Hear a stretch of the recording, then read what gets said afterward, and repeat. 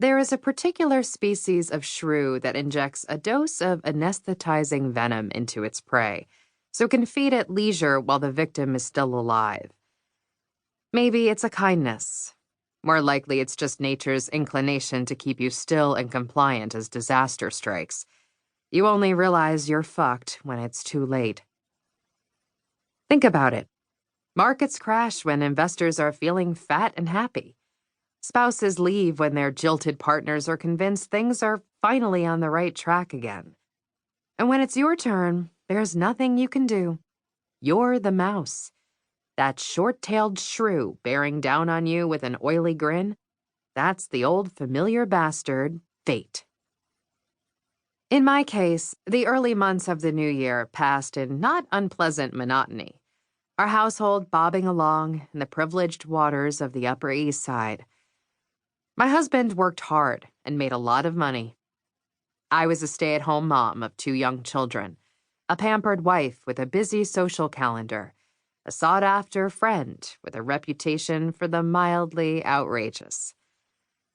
At least, I had been for a time, when everything I touched turned, if not into gold, at least into Instagram posts with hundreds of likes and invitations to every party worth going to, and the fawning admiration of those on the fringes of my circle. Dear listener, allow me to give you a little preview of my story. I had it all once, but I let it slip away. I'd been a golden girl all my life. Rich, spoiled, attractive, confident, with a talent for cultivating envy. But as I reached the midpoint of my 30s, I grew sloppy, or lazy, or distracted. It's hard to remember exactly why I stopped trying, and I lost my luster. People noticed. They drifted away. When I realized how far my star had fallen, I became desperate to fight my way back. Naively, I thought it couldn't get any worse than to be irrelevant. I lost my way. And then I lost my nerve. And then I made a mistake. It was a chilly evening in May, and James and I were attending our daughter's lower school play at the exclusive Grey Lawn Academy on the Upper East Side of New York City, where our children would soon be finishing kindergarten and 2nd grade. James had been working around the clock on a new deal, a former nursing home in Chelsea that his firm was turning into luxury condos, and I'd ordered him to take a night off and come to the performance. You don't show up to such an event without your husband, unless you wish to answer for it all night. Managing our husbands is one of the skills on which we judge each other. I had asked our nanny to stay late and watch Henry, our younger child. I'd already dropped Paige off at the school to get ready for the play, in which she had a minor role as a mushroom. The play was a morality tale about inclusivity, as far as I could tell, told through vegetables. Benilda's contract was for 8 a.m. to 5 p.m. each weekday, plus additional hours as needed, for which we paid her extra. James had asked me several times why we couldn't cut back on her hours now that both Henry and Paige were in school.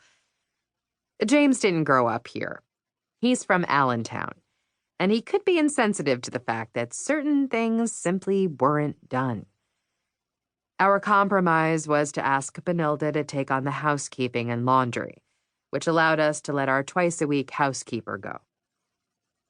At work, James had no problem managing a staff of 11, but Benilda, with her thick black bob cut precisely jaw-length, her acid-washed jeans, the rapid-fire conversations she had on the phone in Tagalog with her daughters, could reduce him to silence with a single, "Not so fast, Mr. James."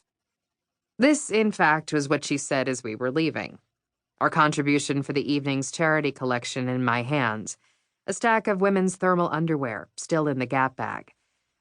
"Not so fast, Mrs. Julia. Take this for school."